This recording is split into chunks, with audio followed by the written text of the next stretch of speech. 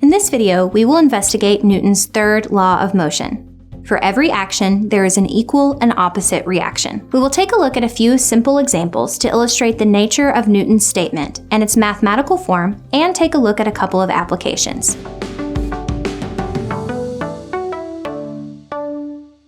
Newton's third law implies that forces come in pairs and that they are equal in magnitude and opposite in direction.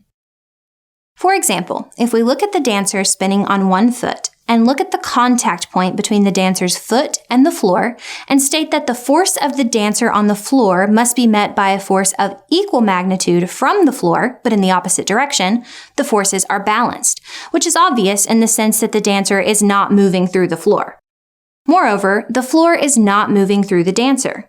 Now let's take a look at the formulas behind this example. Note that the order in which the subscripts are written is important for keeping track of the action-reaction force pairs. We label the force of the dancer on the floor as F sub dF, and the force of the floor on the dancer as F sub Fd. In this example, we can identify that the use of the notion of an action and reaction pair isn't quite accurate. If we define the system as the dancer, we could say that she is providing the action, and therefore the floor is providing the reaction. But we could also discuss the system from the floor's frame of reference, indicating that a cause and effect relationship depends on the frame of reference.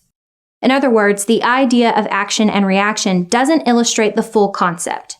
For this reason, Newton's third law is better stated as, for every force, there is an equal and opposite force. The fact that Newton's third law states forces come in pairs distinguishes a critical fact between it and Newton's first two laws. The first and second laws relate the forces acting on a single body, while the third law describes the mutual forces exerted on each other by two bodies. Let's take a look at the physics of teaching someone how to throw a football. First, look at the ball-hand force pair the moment before the ball leaves their hand. According to Newton's third law, the force of the hand on the ball, F sub hb, and the force of the ball on the hand, F sub bh, are equal in magnitude and opposite in direction. This makes sense because the hand is not sliding past the ball and the ball is not sliding through the hand. We could give a similar argument about the forces between the ball and the hand in the direction into and out of the screen you're looking at. From this perspective, we can see that the force of the thumb on the ball, pointing to the right, is paired with the force of the ball on the thumb to the left, and the force of the fingers on the ball to the left is paired with the equal and opposite force of the ball on the fingers to the right. The instant the ball leaves their hands, there is no more contact point, so there is no more force between them, and Newton's third law no longer applies. Before we go, let's tackle a few review questions. Number 1. Which of the following is a better way to state Newton's third law? A. For every action, there's an opposite gravitational force. B. For every force, there is an equal and opposite force. C. The net force on a body in static equilibrium is 0.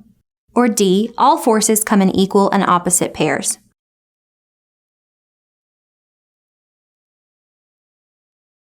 The correct answer is B. Newton's third law states that for every action, there is an equal but opposite reaction. A better way to say this involves changing the language to more accurately reflect that the notion of action and reaction is not as accurate as the language in choice B. Number 2. When a rocket launches from the ground, there is a pair of forces that are equal and opposite between the ground and the burning fuel streaming out of the rocket. This creates thrust, causing the rocket to lift off of the ground. Once the rocket is sufficiently away from the Earth's surface, which of the following best explains why the rocket continues to accelerate?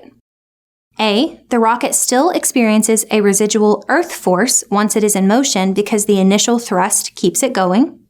B. Once the rocket is no longer in contact with Earth, the force of gravity no longer influences the rocket, so the initial force accelerating it away from Earth continues to cause an acceleration. C. The continued acceleration is provided by the collision of the newly burnt fuel molecules pushing off of the fuel in the air that just came out of the rocket. Or D. The force of the sun, the moon, and the other planets begin to pull the rocket from Earth.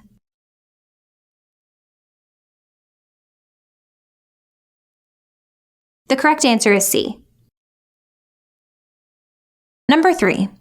A climber nearing the top of a cliff had one of her backpack straps break. She managed to catch it with one hand and keep the other hand on her climbing rope. She is now in the following position.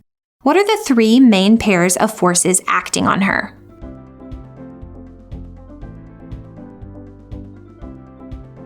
Pair number 1, climber and backpack. Pair number 2, climber and rope. Pair number 3, climber and cliff.